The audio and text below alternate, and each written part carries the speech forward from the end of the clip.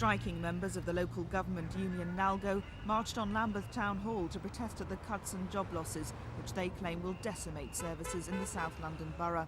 The demonstration follows the council's decision to set the country's highest poll tax and make more than £20 million of cuts.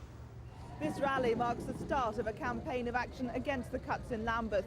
Unions are also planning a series of lightning stoppages and sit-ins.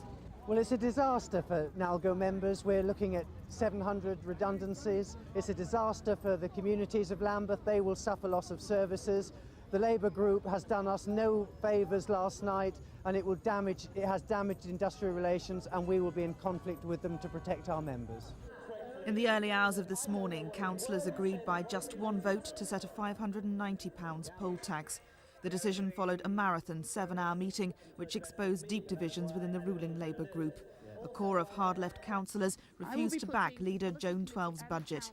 The rebellion now leaves a question mark over her future as leader. I think people here can't afford a £600 poll tax, neither can they afford cuts in their services.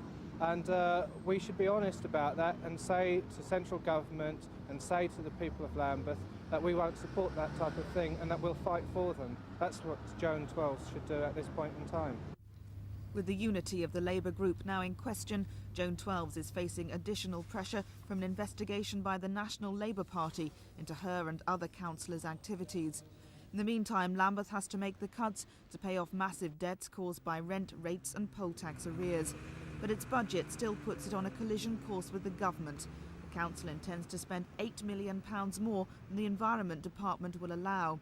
Environment Secretary Michael Heseltine will now have to decide if the authority should be charge capped for a second year running.